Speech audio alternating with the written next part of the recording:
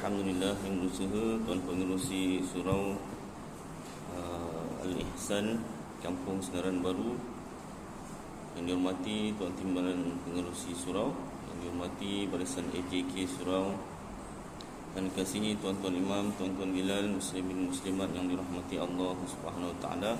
Kita sambung pembacaan kitab idaman penuntut pada menghuraikan yang kusut oleh Al-Haji Abdul Ghani bin Al-Haji Yahya. Tanggal yang pertama ke surat 121, masuk pada bab zakat. Makna zakat. Perkataan zakat ini asalnya daripada bahasa Arab, sudah jadi bahasa Melayu atau dimelayukan. Maknanya pada lughah, pada bahasa subur, berkat, banyak kebajikannya dan suci. Dan maknanya pada syarak, nama bagi kadar yang tertentu daripada harta yang tertentu yang wajib diberikan kepada orang yang tertentu. Kadarnya tertentu, ada kadar-kadarnya. Harta yang tertentu, tak semua, dan diberikan kepada orang tertentu, bukan boleh bagi sebarangan. Sebab kadar yang tertentu itu dinamakan dengan zakat, kerana harta jadi bertambah dengan berkat dikeluarkan dia dan dengan doa orang yang menerimanya. Jadi keluarkan zakat, nampak zahir seolah-olah harta kita berkurang, tetapi berkatnya bertambah dan orang yang menerimanya tu mendoakan kita. Dan lagi ia membersihkan. Dan zakat itulah yang menjadi harta kita sebenarnya di akhirat nanti. Dan lagi ia membersihkan diri orang yang mengeluarkannya daripada dosa dan daripada dendam oleh mereka yang berhak menerimanya. Kalau kita layak mengeluarkan zakat dan ada orang yang berhak menerima zakat, kalau tak dibayar, seorang itu layak tapi tak membayar zakat, maka yang sepatutnya menerima zakat boleh timbul dendam. Yang mana ini zakat itu menjadi saksi bagi kesahihan iman. Salah satu tanda kesempurnaan iman. Satu orang yang keyakinannya betul, dia percaya zakat itu wajib, tapi dia tak keluarkan zakat, tapi keyakinan dia masih mengatakan zakat tu wajib, dia yang tak nak keluarkan, kedekut. Maka kalau dia meninggal dunia, dia mati dalam keadaan beriman tetapi berdosa besar. Imannya tidak sempurna. Dia masih beriman tetapi imannya tidak sempurna. Baik, satu nota kakinya situ, sandarannya sebelum ijma'. Sebelum ijma' maksudnya dalil Quran hadisnya sebelum disepakati oleh ulama'. Sumber hukum dalam Islam tu kan, pertama Al-Quran, kemudian hadis, kemudian ijma' ulama' dan qiyas. Jadi dalilnya firman Tuhan, wa atuz zakah, artinya hendaklah kamu mengeluarkan zakat. Dan firmannya lagi, khudh min amwalihim sadaqatan. Khudh min amwalihim sadaqatan tutahhiruhum wa tuzakkihim biha. Surah Taubah ayat 103. Artinya lebih kurang, ambil daripada harta mereka itu zakat yang membersihkan dan yang menyucikan diri mereka dengan zakat itu. Dan hadis Bunyal Islamu ala khamsin, artinya terbina Islam atas 5 perkara. Satu daripadanya zakat. Hadisnya panjang, salah satunya terbina Islam tu dengan zakat. Dari itu jadi kafir, jadi murtad, a'udzubillahi min dzalik, orang yang ingkarkan wajib zakat yang telah diijma'kan daripadanya, disepakati ulama'. Jadi zakat ini wajib. Kalau satu orang dia mengatakan zakat ni tak wajib, boleh jatuh kafir, murtad. Auzubillah min dzalik. Ya. Kecuali kalau dia tak tahu. Sedangkan zakat ni umum, semua orang dah tahu. Maksud orang bukan Islam pun dah tahu. Ya. Jadi kalau menafikan kewajipan zakat, boleh jatuh murtad. Auzubillah min dzalik. Seterusnya perkara yang wajib zakat. Apa dia yang wajib zakat? Adalah harta yang wajib dikeluarkan zakat itu ialah 5 perkara. Pertama, ternakan, iaitu unta, lembu, kerbau dan kambing atau biri-biri. Kalau ada pula unta, ada pula lembu atau kerbau atau kambing atau biri-biri. Biri-biri tu kambing juga. Kambing yang pertama tu kambing apa panggil? Kambing kampung kambing kampung. Yang bukan biri-biri kambing apa? Kambing kampung panggil kan? Kambing kacang ada pernah dengar juga kambing kacang. Maknanya bulunya tak lebat lah. Kalau biri-biri kan bulunya lebat. Baik. Besar, biri-biri pun besar satu. Sama ada besar sebab badannya memang badannya besar, ke sebab bulunya tebal. Entahlah. Tengoklah nanti kat YouTube kambing biri-biri kalau dah dibuang bulunya, tengok macam mana. Sama besar dengan kambing kacang ke? Tak. Tapi kalau ada buat ternakan ni wajiblah zakat. Tapi itu pun tengok berapa bilangannya, ada bilangannya. Bukan seekor dah kena zakat, tidak. Yang kedua, barang kemas, iaitu emas dan perak. Barang kemas, emas dan perak. Jadi kalau barang kemas itu sama ada bentuk jongkong ataupun bentuk untuk dipakai, kena zakat. Tapi ada syaratnya lah. Cuma beza antara dua tu, kalau barang kemas tu dipakai, maka tak kena zakat. Tak dipakai sampai tempoh tertentu, setahun lah, maka wajib keluarkan zakat. Kalau jongkong nak pakai apa? Memang tak pakai. Mana ada orang pakai rantai jongkong emas? Tunduk je jalannya. Anting-anting jongkong emas. Tak tahulah kalau yang kecil kan. Tak payah bentuk-bentuk, jongkong je terus. Mungkin yang kecil lah kan. Biasa nak bercorak-corak ni tak. Jongkong, bentuk jongkong dibuatkan rantai ke gelang tu. Baik. Yang ketiga, biji-bijian asasi yang mengenyangkan seperti gandum, beras, pulut, kacang dal, jagung dan lain-lain. Kalau kita banyak simpan gandum atau beras atau pulut, kacang dal, jagung dan lain-lain, ada kadar zakatnya, ada syaratnya lah. Yang keempat, buah-buahan, iaitu kurma dan anggur. Buah-buahan tak semua, kurma dengan anggur sahaja. Durian tak apa, tak ada zakat. Jadi bolehlah tanam durian banyak-banyak, banyak mana sekalipun tak kena zakat. Tapi jangan pula macam tu tak naklah tanam kurma, tak naklah tanam anggur, jangan pula. Zakat berapa persen je? 25% je. 2.5, bukan 25, 2.5% je. Okay. Baik, yang kelima, harta benda perniagaan. Harta benda perniagaan. Kitab ni 5 je. Jadi boleh timbul persoalan, kan? Harta benda perniagaan tu yang diniagakan lah kalau kita berniaga. Kalau kita kerja makan gaji, mana ada benda perniagaannya. Tapi zakat pendapatan tak ada, Ustaz. Itulah. Dalam kitab tak ada sebut. Jadi bila tak ada sebut tu, tak ada lah cerita tu. Baik. 88. Kita tengok Sabilul Muhtadin, juzuk yang kedua, muka surat 88. Macam kitab Dan penuntut ni ambilannya Matla'ul Badrain dan 2 kitab Arab lagi kan.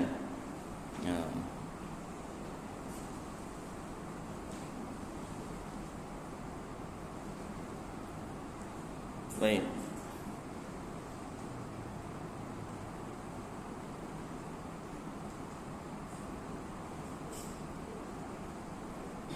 Jadi dalam kitab ni muka surat 88 ketang 1 2 3 4 5 6 7 baris dari pihak bawah.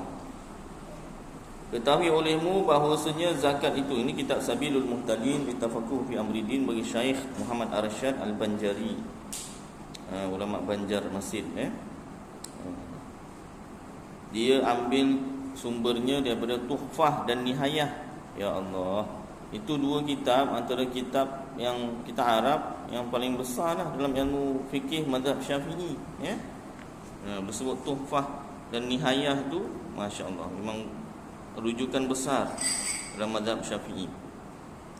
Jadi dia kata sini, ketahui olehmu bahawasanya zakat itu 2 bahagi. Pertama zakat badan, iaitu zakat fitrah. Kedua zakatul mal, iaitu zakat harta. Maka zakat harta itu ada kalanya ta'alluq ia, berkait ia pada ainnya, pada bendanya, iaitu pada diri harta. Maka iaitu 5 perkara. Pertama zakat haiwan, kedua zakat nabat, iaitu tumbuh-tumbuhan, ketiga zakat naqad, iaitu emas dan perak, keempat zakat rikas, iaitu emas atau perak penaruhan kafir pada masa jahiliah pada bumi yang mati atau yang dihidupkannya akan dia. Yang kelima zakat ma'dan, iaitu emas atau perak olehnya mendulang pada tempat pendulangan, dan ada kalanya ta'alluq ia pada itu yang 5. Dan ada kalanya ta'alluq ia pada kimatnya ni, yang ini pada nilainya, iaitu zakat tijarah, yang ini harta perniagaan. Lagi akan datang kenyataan tiap-tiap satu daripadanya. Jadi tak ada juga sebut pendapatan. Habis tak bayar Ustaz. Kalau ikut hukum memang tak perlu bayar. Tetapi bagusnya kalau bayar, yang pertama salurannya tu memang kepada orang Islam sajalah. Mana ada zakat boleh dibagi pada orang bukan Islam, ya. Kalau kita bayar zakat perniagaan, boleh dikecualikan cukai. Kalau cukai semua Islam dan bukan Islam boleh diberi, ya, sama rata. Kalau zakat perniagaan, zakat perniagaan, zakat apa nama ni? Harta, zakat pendapatan, zakat pendapatan, itu apa nama ni? Atas nama zakat, jadi pada orang Islam saja. Cuma dari segi hukum, dari segi maklumat tu kena tahulah, tak ada kewajipan zakat pendapatan. Dan lagi pula zakat ni biasanya apa nama ni, tunggu masa setahun, haul. Kalau dah zakat pendapatan tiap-tiap bulan. Nak tunggu setahun pun tak sempat kumpul, habis setiap bulan. Kecuali lah kalau sebulan tu hartanya belas ribu, 20 ribu, mungkin. Tapi yang terkumpul setahun tu pun yang baki daripada lepas perbelanjaan je lah. Ya saya EPF, harta yang disimpan lebih setahun tu, daripada umur sejak kerja sampai nak pencen. Tapi adakah harta itu dibiarkan saja? Tidak, dia dilaburkan. EPF sebenarnya pelaburan, namanya simpanan, tapi sebenarnya duit itu dilaburkan, dilibatkan dalam perniagaan lah. Jadi bukan harta simpanan, tak disimpan lah. Jadi kalau pelaburan nanti masuk pada perniagaan tu, tengok kena tak dengan perniagaan. Sebab nak dikaitkan dengan simpanan, dia bukan didudukkan dalam tu je. Setiap bulan satu, kemudian katalah yang pertama, bulan pertama simpan tu sampai setahun, dia dah kira cukup setahun lah kan. Tapi bukan disimpan gitu aja, tak, diniagakan, maknanya dilaburkan. Duit tu digunakan oleh orang lain untuk buat perniagaan tertentu. kemudian untungnya bagi semula pada kita. Jadi itu masuk pada perniagaan, bukan simpanan. Nanti kita tengok kena tak pada perniagaan. Baik. Jadi jawapannya lambat sikit lah. Tunggu panjang juga tu. Baik. Jadi dari segi ilmu, pengetahuan, maklumat, tahulah kita bahawasanya tak ada sebenarnya zakat pendapatan. Cuma bagus dibuatnya. Cuma istilahnya itulah bagus. Tak ada dalam kitab para ulama. Cuma pelaksanaannya tu bagusnya sebab harta tersebut ataupun zakat pendapatan tersebut akan disalurkan kepada orang Islam sahaja. Baik. Masuk pada zakat ternakan. Syarat wajib zakat pada binatang ternakan 5 perkara, iaitu Islam, bukan binatangnya. Binatangnya Islam, orangnya lah, orang yang membelanya tu. Islam, merdeka, nisab. Nasab. Nisab ke nasab? Lupa lah. Nasab tu keturunan, nisab. Maaf. Nisab. Sebab nasab tu keturunan. Nanti diselusuri lah apa dia nasab dan sebagainya. Ni ulang kaji lah. Belajar lagi, ulang kaji lagi.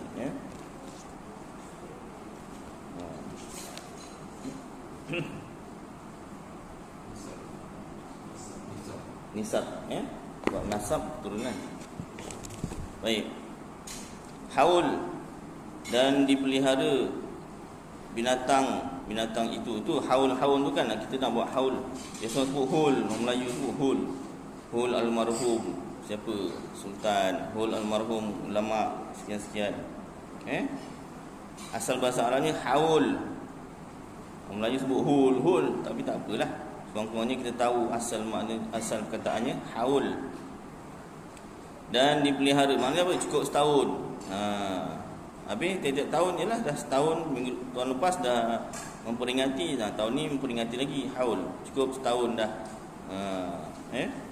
Dan dipelihara binatang-binatang itu di padang yang bebas atau tanah sendiri dengan tiada banyak belanja, dan tidak digunakan dia untuk bekerja seperti membajak sawah. Binatang tu buat bekerja, tak wajib zakat.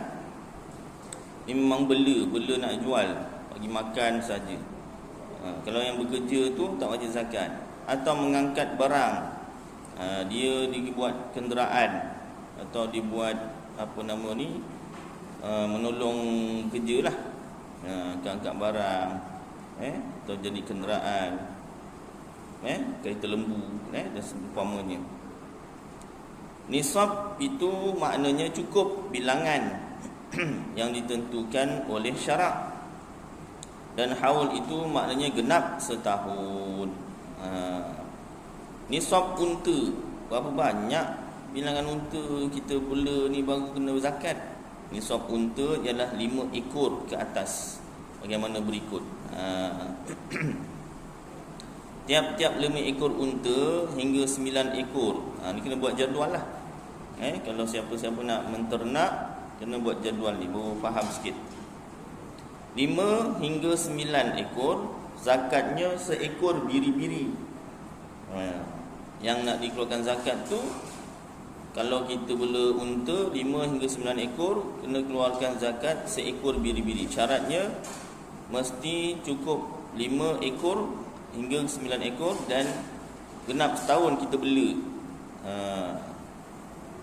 Jadi kena catat bila tarikh beli unta tu. Kita beli unta tu tarikh bila sekian. Dan sama ada beli sekaligus 5 ataupun seekor demi seekor. Seekor tak kena, 2 ekor tak kena lagi. 3 ekor tak kena, 4 ekor tak kena, 5 ekor cukup. 5 ekor, tu tulis tarikh. 1 Januari 2023.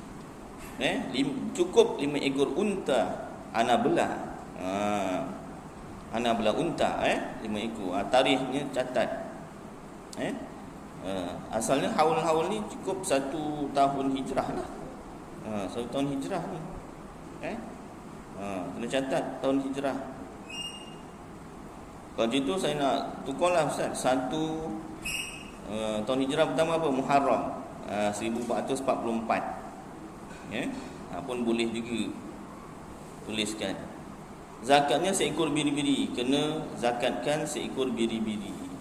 Saya belum unta mana biri-biri, belilah. Beli seekor biri-biri daripada orang yang menternak biri-biri itu. Beli, kemudian bagi kepada orang miskin. Berumur masuk tahun 2. Biri-biri itu pula berumur masuk tahun 2. Maksudnya setahun lebih. Dia masuk tahun 2. Atau sudah tercabut gigi hadapan selepas umurnya 6 bulan. Kena tengok gigi ternak ni. Kena yang ternak biri-biri ni pula kena catatkan dia punya apa perkembangannya tu.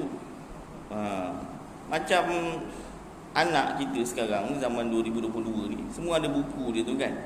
Buku merah perempuan, buku biru lelaki.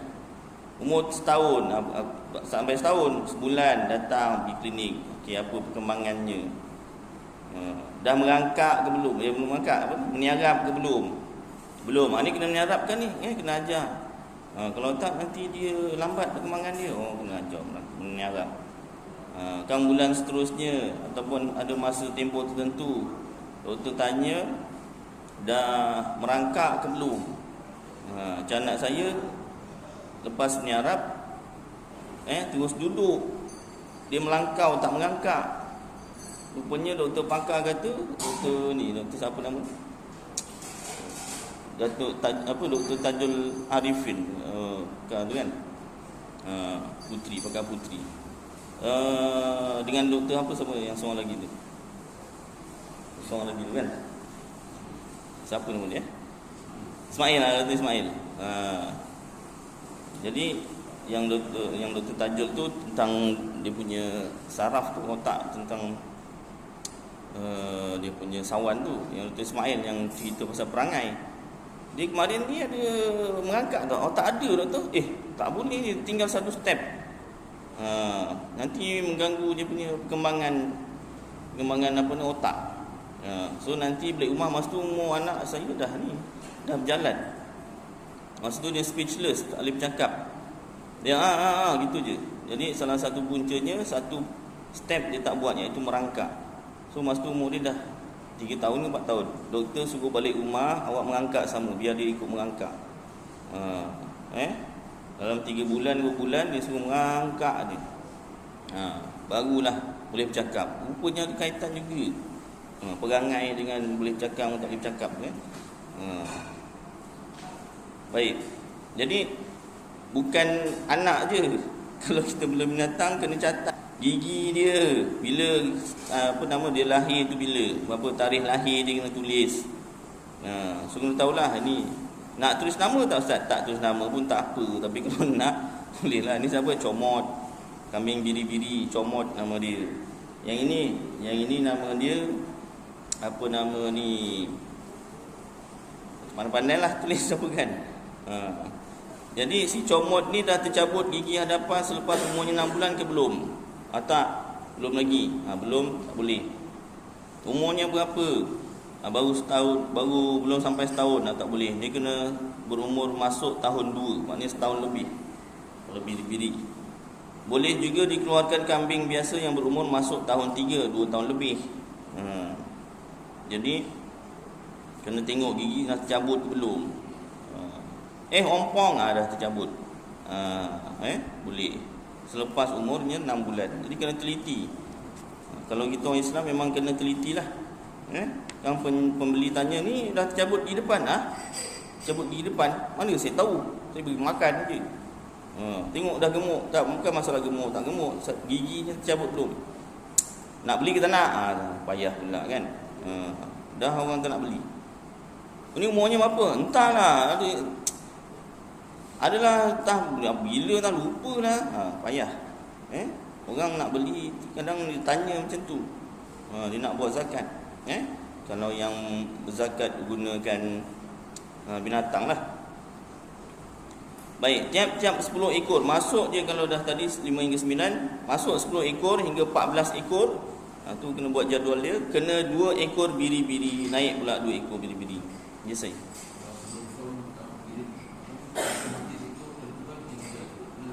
Tak.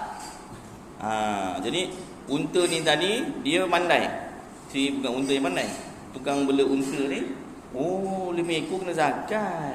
Jadi dia bela 4 ekor je. Dalam rangka dia nak beli ni ekor yang kelima, unta yang kelima, dia jual dulu seekor unta. Kan dia bela dulu nak dekat. Kalau yang 4 ekor tak kira berapa tahun kan. Orang dah beli baru ditambah lagi seekor. Tak kena zakat lah. Tak kena zakat. Tapi untungnya tak samalah dengan orang yang bela 40 ekor. Bela 4 ekor kan. Tak sama yang bela 40 ekor untungnya. Cuma dia tak kena zakat. Ini mengelak daripada zakat? Tidak. Biasa.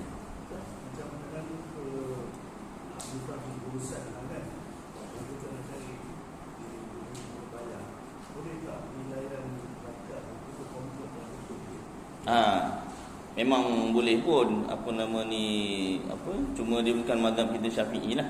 Nanti saya cuba buka yang fiqh dalam mazhabil arba'ah tu kan. Yang ini ceritanya macam zakat fitrah, asalnya kan makanan asasi, beras. Jadi begitu juga kita convert pada duit. Dan orang miskin pun mana nak ambil bibi, beras pun tak nak, lagi bibi. Saya nak buat apa bibi ni? Buat kawan anak saya. Anda pun ni anak saudara isteri saya. Ada ramai, seorang dekat 2 orang daripada seorang lahir Johor, seorang lahir Negeri Sembilan, seorang lahir Kelantan. Dia bersepak. Jadi yang kat Kelantan tu tak ada kawan, ada beradik seorang je. Jadi dengan kambing dia berkawan. Bawa ni atas rumah apa semua. Perempuan pula tu, dengan semasa kecil lah, dah besar taklah berkawan. Dah besar dah tahu malu kan, tak berkawan. Dia kecil berkawan. Jadi boleh convert. Convert ke duit tu. Cumanya dari segi ilmu itu sebenarnya bukan mazhab kita Syafi'i lah, mazhab lain. Miskin pun mana, beras pun tak nak. Bukan tak nak beras, bukan tak nak rezeki. Dia makan kadang tak banyak sangat. Dia perlukan bayar bil api, bil air, sewa rumah. Takkan nak bayar sewa rumah dengan beras. Nah, Doktor Selamat, beras sempit. Ini sewa rumah sebulan. Sebulan je. Terima kasih juga Bulan depan carilah rumah lain. Yang penyewanya boleh nerima beras kan. Jadi perlukan duit. Kalau duit dia boleh pelbagaikan. Ni untuk sewa rumah, ni untuk makan sikit je. Jadi begitu. Itu sebab antara sebab lah kita zakat fitrah tu sendiri kita convertkan ke duit. Apatah lagi kalau zakat harta ni. Jadi dibolehkan. Cumanya dari segi ilmu kita tahu itu adalah mazhab lain. Kalau tak tahu main ikut aja boleh juga, sah juga, sebab ada satu formula ulama dari segi hukum usul fiqh. Orang awam ini tak ada mazhab. Maksud tak ada mazhab tu asal kena dengan mazhab, mana-mana mazhab yang 4, maka sahlah ibadat dia tu. Cuma dia tu kurang ilmu. Kalau dia tak belajar mendalam, berdosalah. Kalau dia tak belajar ilmu fikih, walaupun yang asas, berdosalah. Kalau tak belajar mendalam tu dia mengamalkan tapi tak belajar, boleh jadi berdosa juga. Sebab dia tak belajar tapi dia amalkan. Cuma dia segi sah-sah. Sebab apa? Kena dengan mazhab yang lain. Kalau tak kena, tak sah. Itu bahayanya bila kita tak belajar. Baik. Jadi boleh convert ke duit. Tiap-tiap 10 ekor hingga 14 ekor. Jadi boleh formula Doktor Selamat. Kalau kau tak nak kena zakat, 4 ekor je lah. Apa susah. Dapat untung juga. Cuma taklah sama macam 40 ekor punya untung. Terima kasih Doktor Selamat. Alhamdulillah. Kira mengelak tak? Tak. Memang hukumnya macam tu. Sebab apa? Dia tak lebih dari 4 ekor, maknanya untung dia tu macam tu je. Jangan sakit hati. Dia punya untung macam tu je. Dia tak makan berkembang. Untungnya gitu je.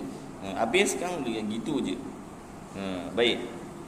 Kalau 10 ekor hingga 14 ekor, kena 2 ekor biri-biri atau 2 ekor kambing yang tersebut. Samalah, umurnya setahun lebih ataupun dah bersalin gigi hadapan selepas umur 6 bulan, ataupun kambing biasa 2 tahun lebih.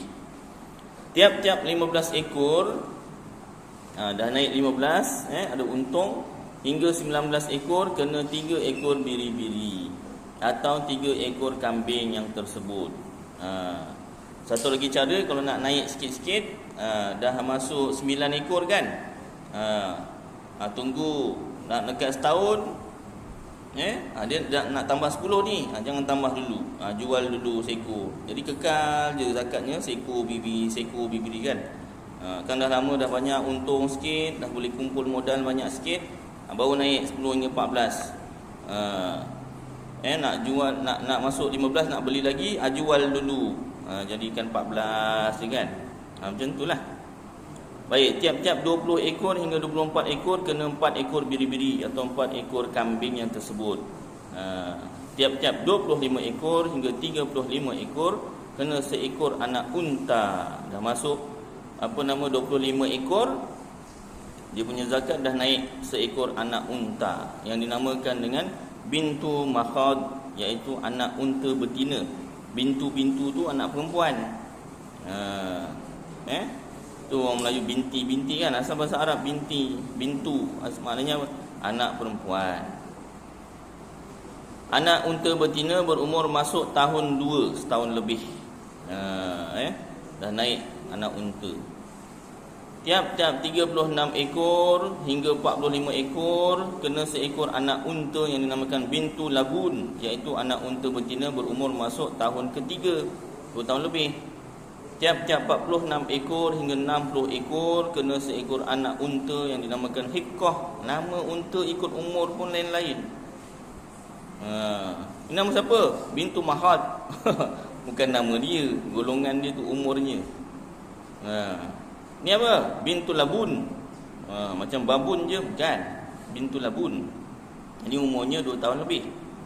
Ini apa? Ini hiqqah. Macam Syafiqah lain tak? Ini hiqqah. Kenapa? Tu anak unta betina berumur masuk tahun keempat, 3 tahun lebih.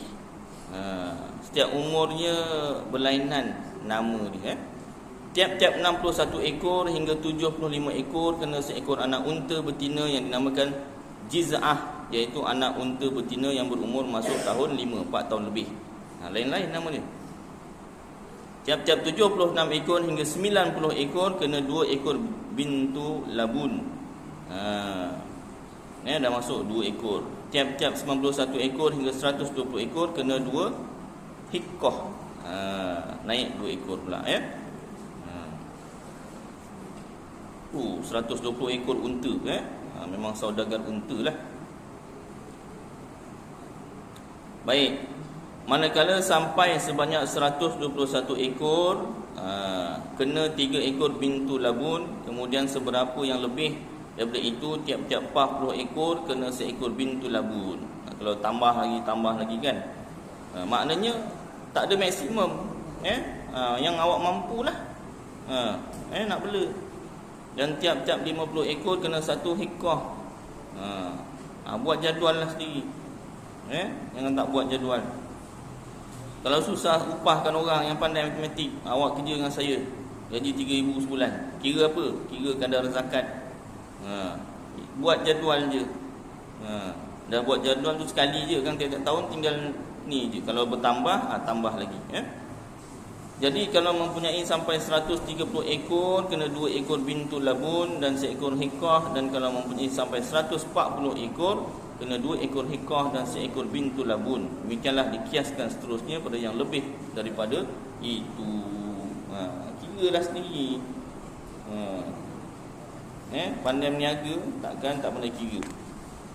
Kira. Kalau nak upah orang kira, kena bayar je lah kan. Ustaz, saya upah ustaz lah. Boleh juga. Bayarlah. Bayarlah. Penat kira. Kena kira tersalah pula. Ulang boleh kira kan. Kena bayarlah. Penat mikir. Baik. Nisab lembu dan kerbau tadi unta. Sekarang kalau boleh lembu dan kerbau pula.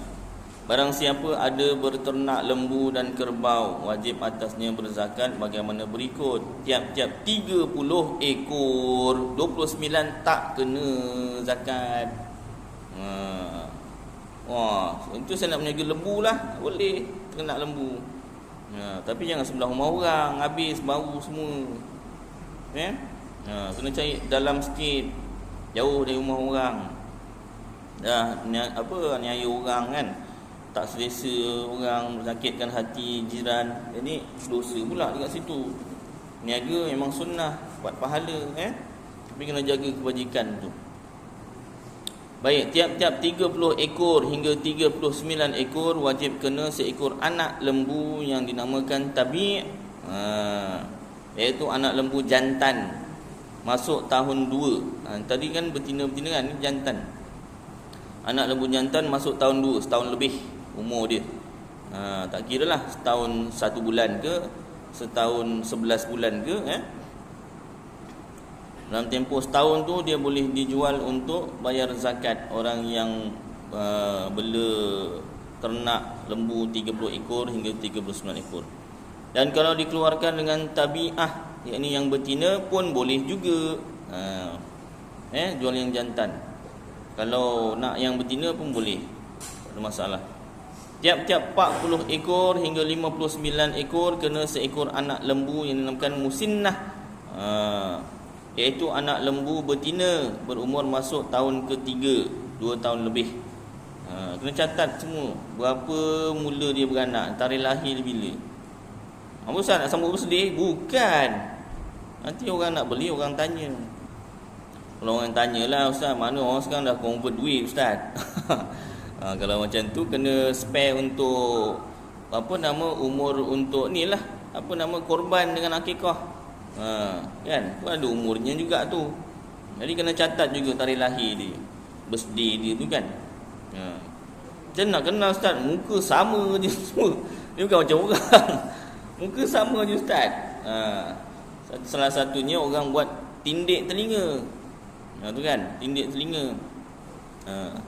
Jadi dalam bab tindik telinga tu, nanti bab korban dengan akikah, mazhab kita Syafi'i ada perbahasan. Sah ke tak sah ke, dikira cacat ke tidak. Tapi kalau tak ditulis macam tu kan nombor kan. Ni ekor lembu nombor 1, lembu nombor 2, nombor 3, nombor 4 dan sebagainya. Jadi boleh tahu lembu nombor 1 tarikh lahirnya sekian, 18 bulan 6 contohnya. Sama dengan tarikh lahir saya contoh. Sekarang yang kedua berapa yang bulan, kena tahu. Kalau kita beli daripada orang lain, kena tahu ni umurnya berapa. Awak apa hal nak tahu umurnya? Sebab saya nak jual ni, kalau orang tanya umurnya, kena tahu juga. Tu yang senangnya, kalau kita beli lembu yang tak tahu umurnya, so bila dia beranak tu lah baru kita start jual. Dia kan ada, kalau orang bela kambing tu ada lembu jantan tu kan.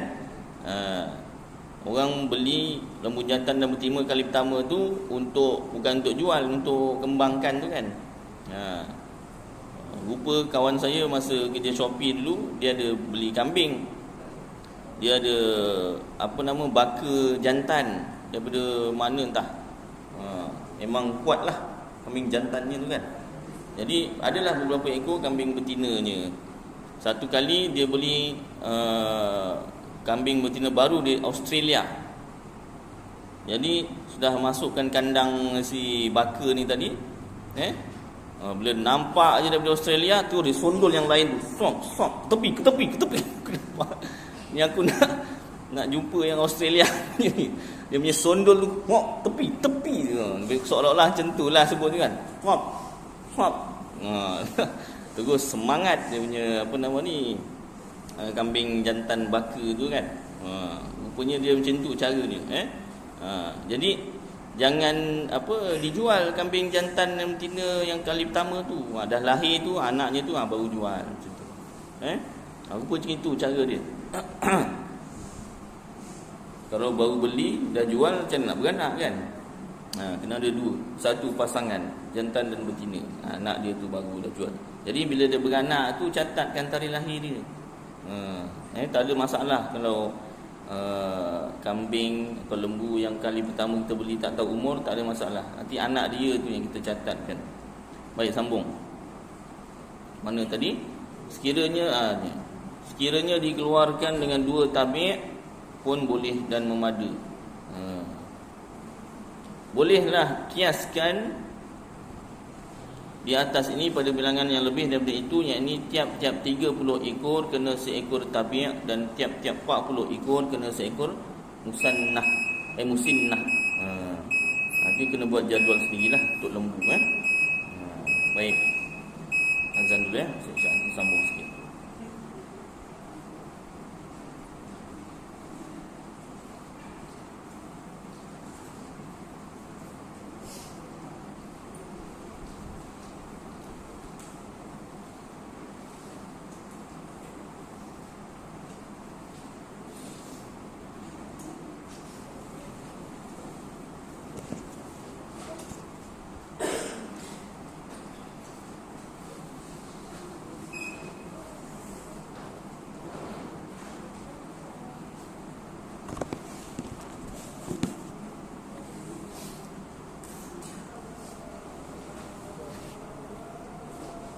Sambung sikit ya.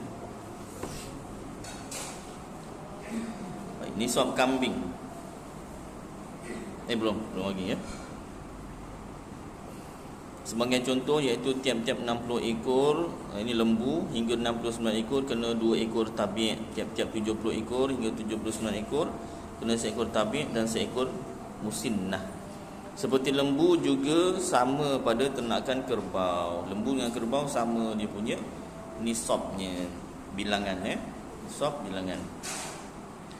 Nisab kambing, bila disebut kambing termasuklah biri-biri. Sebab biri-biri pun kambing juga. Orang Arab sebut kibash. Baris dia tu kaf di bawah ki, bashin mati di atas bash. Barang siapa ada berternak kambing, wajib atasnya mengeluarkan zakatnya bagaimana berikut. Tiap-tiap 40 ekor. Maknanya 39 tak kena zakat. Nak lahir je lagi seekor, nak jadi 40, sebelum lahir dia dah jual. Ada lembu betina dah bunting, ni sebelum lahir aku jual dulu, tak sampai 40, tak kena zakat lah. 40 ekor hingga 120 ekor wajib kena seekor biri-biri berumur masuk tahun 2, setahun lebih, atau seekor kambing biasa berumur masuk tahun 3, 2 tahun lebih. Jadi kalau biri-biri setahun lebih je, buat apa dia dah banyak isinya berbanding dengan kambing biasa 2 tahun lebih baru banyak isinya, baru besar badannya. Tiap-tiap 121 ekor hingga 200 ekor, punya banyak tu, kena 2 ekor saja biri-biri berumur masuk tahun kedua, setahun lebih, atau 2 ekor kambing biasa berumur masuk tahun 3 ni, masuk tahun 3, betul tak? Masuk tahun 3, tinggal situ. Tiap-tiap 201 ekor, kalau ada bela sampai 201 ekor hingga 399, kena kira. Kena kira. Macam Mr. Bean tu dia kira gambar je. Ini kalau ternak biri-biri betul, kena kira betul-betul kambingnya. Macam mana nak kira? Baru kira belah sini dah lari ke sana dah.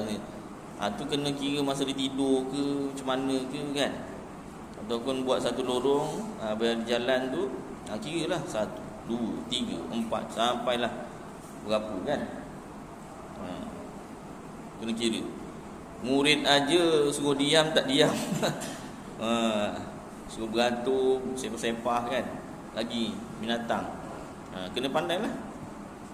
Ilmu menternak tu kena pandai lah. Macam orang jual lembu kan. Kalau dekat Kahang tu kan. Dia ada lorong dia. Nak pilih lembu ni, nak timbang, kan boleh kita tarik lembu tu naik atas timbang, kena tendang je memanjang. Dia buat lorong, kemudian lorong tu ada timbang je. Bila lembu tu berdiri je, stopkan depan, stopkan belakang, dia tak boleh gerak. Maka kat situ dia akan tahulah berapa beratnya. Berapa beratnya. Biasa beratnya kalau 500 kilogram, maka tolak itu ini maknanya dia punya tulang apa semua kan. Harganya sekian. Dia tak tolak, maknanya beratnya 500 kg, harganya sekian terus. Dia cara timbang macam tu. Dia ada mesin timbang dia. Lepas tu kalau lembu ni kita pilih, masuk lorong sebelah kiri. Yang kita tak pilih, masuk balik lorong sebelah kanan, nanti dia patah balik tempat dia, macam tu. Nak naikkan apa semua kan, nak naikkan lori, ada cara dia lah, nanti kena belajar lah. Baik. Kalau 201 ekor hingga 399 ekor, kena 3 ekor biri-biri berumur masuk tahun kedua, setahun lebih, atau kambing biasa yang tersebut. Lepas itu tiap-tiap 400 ekor, maknanya 800 kan, kena 4 ekor biri-biri atau kambing biasa yang tersebut. Lepas itu pula tiap-tiap tambahan 100 ekor, kenalah seekor biri-biri atau kambing biasa yang tersebut juga. Banyak betul lah. Adapun jika dipelihara binatang ternakan ini dengan makanannya diangkut dan diberi atau dibeli pada kebanyakan masa dalam setahun, tidak wajib kena zakat. Atau dipelihara unta, lembu dan kerbau untuk mengangkut barang atau menarik bajak atau sebagainya, tidaklah wajib zakat padanya. Yang cerita dipelihara ni makanan-makanan yang free, yang mudah, padang apa semua kan. Kalau makanannya ni jenis diangkut, diberi atau dibeli kepada kebanyakan masa, rumput tak ada, dia tak ada padang, tak kena zakat. Tengok cara benda.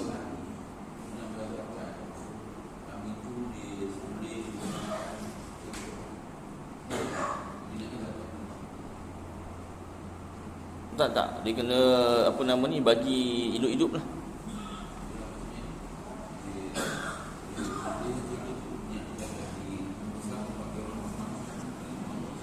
Tak boleh sembelih. Kena bagi hidup-hidup. Jadi terpulanglah pada orang tu, jual balik ke yang orang miskin tu lah. Orang miskin. Saya nak buat apa? Awak jual lah balik dengan orang lain ke apa? Saya jual balik dengan awak lah. Kan? Tak ada. Dia bukan macam bukan. Baik. Dia tadi apa? Dia nak tanya? Tak ada. Jadi yang zakat ni kalau yang mudah belanya, pada awal disebut tu kan, padang rumputnya apa semua, kat depan-depan tu tadi disebut.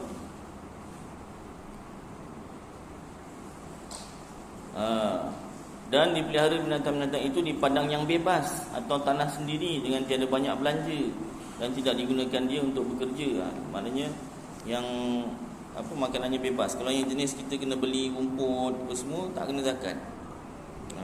Tengok cara belanya tu lah. Baik.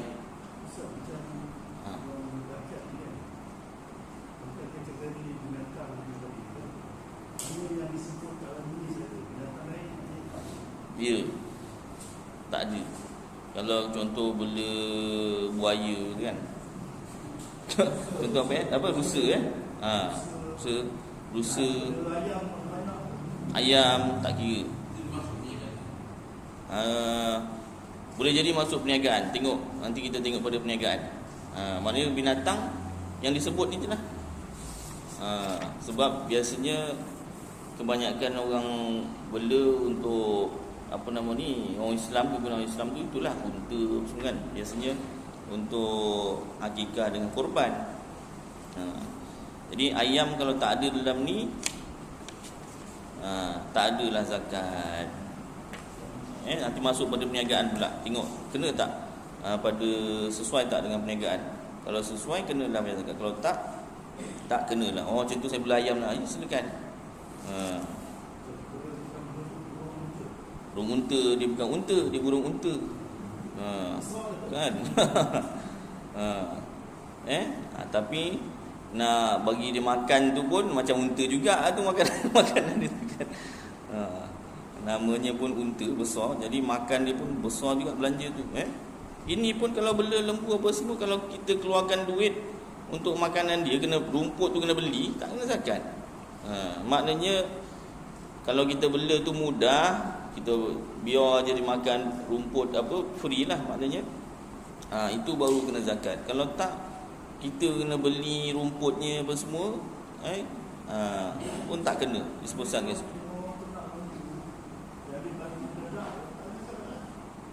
Dia bagi dedak. Dedak tu kena beli kan? Dedak kena beli. Tak kena zakat. Pasal apa? Benda tu kena beli.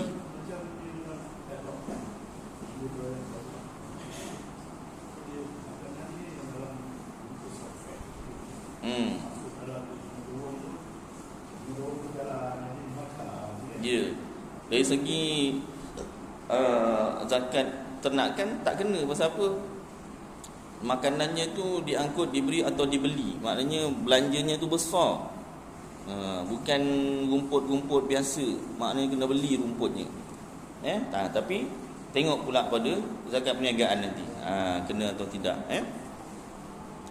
Jadi kita kena cepat-cepat ni biar sampai ke perniagaan ni. Banyak yang nak berkait dengan perniagaan ni. Baik, orang memelihara binatang ternakan secara berkongsi, hukumnya sama macam orang memelihara seorang diri. Cuma syaratnya, dia tak mampu seorang, dia berkongsi. Ada syarat, satu tempat tidur. Maknanya bukan orangnya, binatangnya lah. Satu tempat peliharaan, satu tempat makan, satu tempat minum, sama orang yang mengembalakan, sama bapa jantan, sama tempat pemerahan susu. Jadi kalau macam tu sama semua, dikira samalah 30 ekor. Kalau lembu kena seekor anak macam tu. Kalau tak sama, kira 2 orang. Maknanya dia dah 30 ekor tapi 15 orang lain punya, 15 orang lain punya, tak kena lah. Dia berkongsi modal. Tapi tak sama, syarat-syarat ni tak kena. Tak satu tempat, tak boleh. Tak apa, bukan tak boleh, maknanya tak kena zakat lah. Maknanya bukanlah asal bela je kena zakat. Tidak, ada syarat-syarat dia. Kita janganlah, kau ni dah banyak, kau tak keluarkan zakat ke? Belum 40 ekor. Kan contohnya bela kambing. Ini kau dah ni datang 5 minggu depan, ni 41 ekor dah kira. Dia mengira tu. Dia punya dengki tu, dia mengira. 41 dah ekor, tak salah aku dah 41 kali aku kira 41 ekor. Iya, tapi 20 ekor si orang lain punya. Tak sama tempat tidur pun. Ini dia tempat apa nama ni, tempat makannya sama, tempat tidur dia lain. Dia ada hotel. Kandang lah, kandang lain. Tak sama tempat tak. Ini pun keturunan lain ni, bapa jantannya lain. Yang ni bapa jantan daripada Malaysia, ni bapa jantan daripada Australia, dia lain. Yalah. Minggu depan kau datang lagi lah, kira balik. Yelah. Jadi kita sangka baiklah. Jadi yang menternak tu lah kena teliti lah. Bila ada cara yang demikian, wajib zakatnya sama macam dipunyai oleh orang seorang jua. Misalnya seperti 2 orang berkongsi memelihara 80 ekor kambing. Untuk tiap-tiap seorang 40 ekor. Pada masalah ini kedua-duanya mendapat keringanan, kerana zakatnya hanya seekor kambing sahaja. Jadi dia bela 40 ekor. Tapi dia bela 80 ekor tapi 40 ekor orang lain punya, 40 ekor orang lain punya. Tapi kedua-dua orang ni dia cuma perlu kongsi beli seekor kambing zakatnya. Itu kalau berkongsi. Maknanya taklah semudah itu asal ternak je dah kena zakat. Tak. Ada kemudahan pula. Kalau kongsi lagi dapat kemudahan. Tapi kongsi jangan sampai bergaduh lah. Kambing aku kecil-kecil, kambing kau besar-besar. Jangan bergaduh. Dah macam si badan dengan nyawa. Kau punya duit tinggi-tinggi, aku punya rendah-rendah. Sama bilangan. Tak, aku tak percaya dengan kau. Dah kira balik dah. Beratus-ratus dah kira. Orang tu penat kira. Tak puas hati. Baik, itu pro and cons lah kalau berkongsi ni kan. Terkadang-kadang membawa kepada keberatan seperti kedua-duanya berkongsi sebanyak 40 ekor kambing untuk tiap-tiap seorang 20 ekor, maka zakatnya kena seekor kambing juga. Berkongsi 40 ekor kambing untuk tiap-tiap seorang 20 ekor, maka zakatnya kena seekor kambing juga. Ini jadi beza tu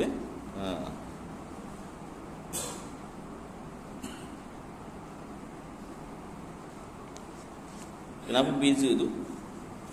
Saya pun tak nampak kenapa ada dua beza tu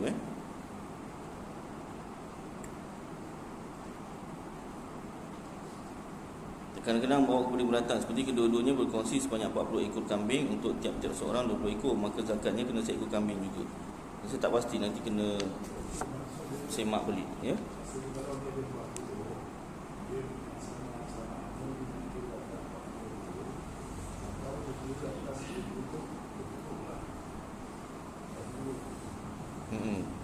Nanti kena semak balik lah. Saya macam tak nampak sangat dia.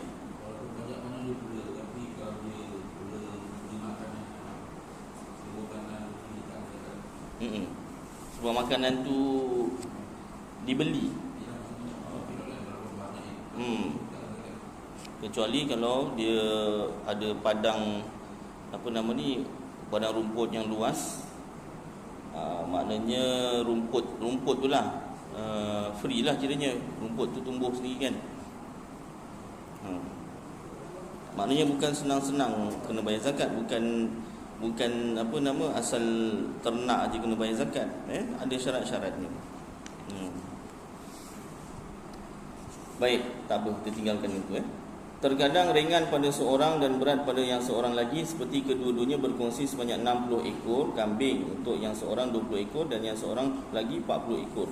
Maka zakatnya wajib atas yang mempunyai 20 ekor 1/3 ekor itu berat kepadanya, kerana kalau tidak berkongsi ia tidak kena apa-apa, dan wajib zakat atas yang mempunyai 40 ekor hanya 2/3 kambing sahaja, iaitu ringan pada dirinya, kerana kalau tidak berkongsi nescaya ia kena seekor.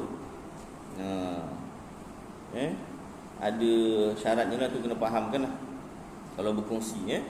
Terkadang-kadang tidak ringan dan tidak berat, sama sahaja pada keduanya, seperti keduanya mempunyai 200 ekor kambing sama banyak, maka wajib zakatnya 2 ekor kambing tiap-tiap seorang kena seekor. Pada bab kongsi ni ada perinci sikit. Baik, zakat barang kemas. Habiskan ini lepas tu kita sambungkan datang. Syarat wajib zakat pada emas dan perak, iaitu Islam merdeka sampai nisab dan haul. Sampai nisab bilangan dia berapa banyak yang kena keluarkan zakat barang kemas tu, dan haul cukup setahun. Nisab emas ialah 20 miskol timbangan orang Mekah. Jabatan Agama Johor telah menetapkan berat 20 miskol, itu bersamaan dengan 25 mayam. Ukuran dulu. Dan 2.7018 ni, dia perpuluhan tu bukan ribu. Saga 2000 kan ni, 2 saga bersamaan dengan 85 gram timbangan sekarang. Kita ambil yang 85 gram tu lah. 85 gram timbangan sekarang. Jadi kalau tak cukup 85 gram, 84 gram tak kena zakat. Satu. Barang siapa ada memiliki dan menyimpan emas yang bukan untuk pakaian, dia beli barang kemas tapi dia tak pakai, atau perhiasan perempuan yang munasabah seberat banyak itu 85 gram atau lebih selama setahun, dia tak pakai setahun. Ni setahun hijrah 360 hari. Kalau tahun Masihi 365. Jadi jangan tersalah kira tahun. Jangan tersalah kira hari. 360 hari. Jadi 359 hari dia pun pakai, tak kena zakat. Itu kalau barang kemas. Kalau jongkong nak pakai macam mana? Tak boleh, kena bayar zakat juga. Wajiblah atasnya mengeluarkan zakat sebanyak rubu' asyar, iaitu 2.1/2, 2.5%. 2.5, bukan 25%. Itu bukan, itu sidik sigaraga punya pembantu tu. Bukan sidik, sadik bukan. Tuan 25%. Tak kena jual, hilang persennya. atau 1/40 daripada beratnya, dikopakkan atau dipotong sebanyak itu. Kalau jongkong lah, kalau barang kemas ke, atau nilai harga pasaran semasa. Boleh juga nilai harga pasaran semasa. Dikirakanlah 2.5%. Baik. Jadi itu cara, itu kalau kita tak pakai. So kalau pakai tak kenalah. Nisab perak ialah 200 dirham. Jabatan Agama Johor telah menetapkan berat 200 dirham itu bersamaan dengan 183 mayam. Kiralah sampai jadi gram tu, perak. Barang siapa ada memiliki dan menyimpan perak yang bukan untuk pakaian yang munasabah seberat banyak itu, wajiblah atasnya mengeluarkan zakat sebanyak rubu' asyar. Yang ini 2.5%, samalah, atau 1/40 daripada beratnya atau nilai harganya, ikut harga pasaran semasa. Dalam perkara wang ringgit atau wang kertas, nisabnya mengikut nilaian harga emas yang tersebut. Ni duit simpanan.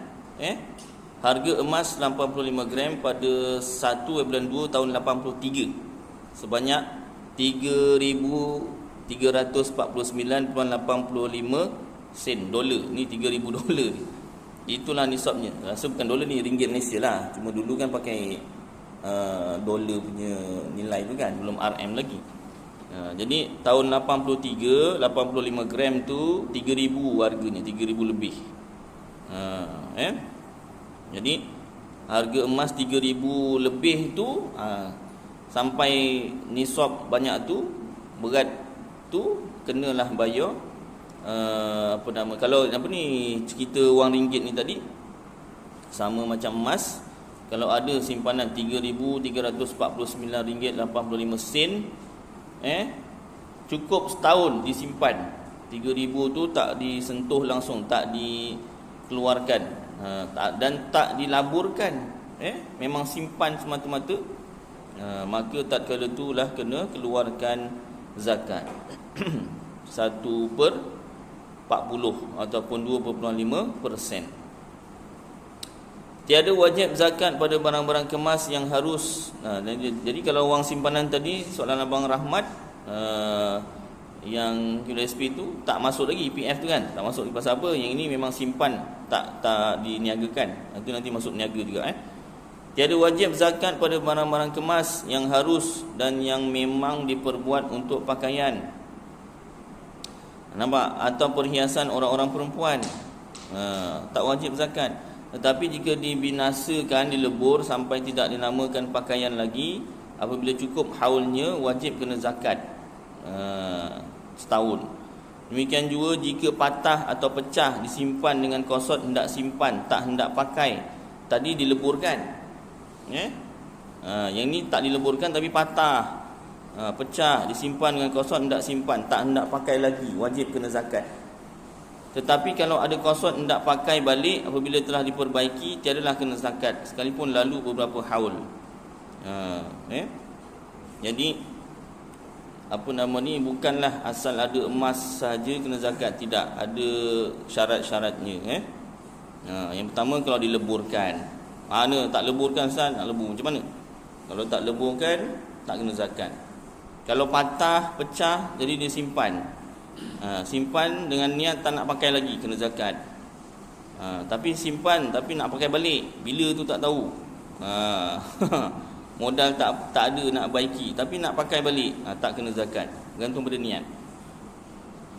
Sekalipun lalu beberapa haul, dah bertahun-tahun, satu haul 1 tahun, dah bertahun-tahun, ni kena zakat. Saya memang nak niat nak pakai balik, cuma tak ada modal nak cantumkan balik, tak kena zakat.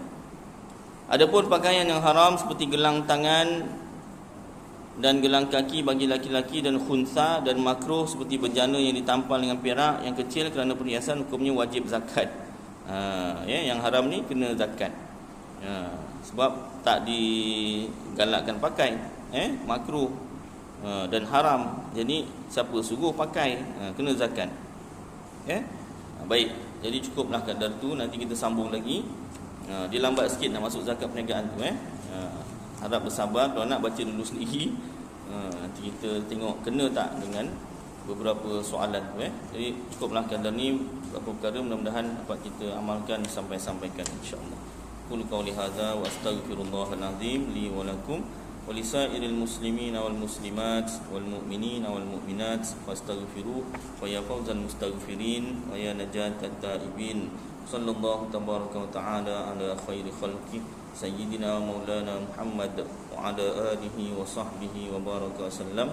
Subhana rabbika rabbil izzati amma yasifun wa salamun alal mursalin walhamdulillahi rabbil alamin. Taqabbalallahu minkum.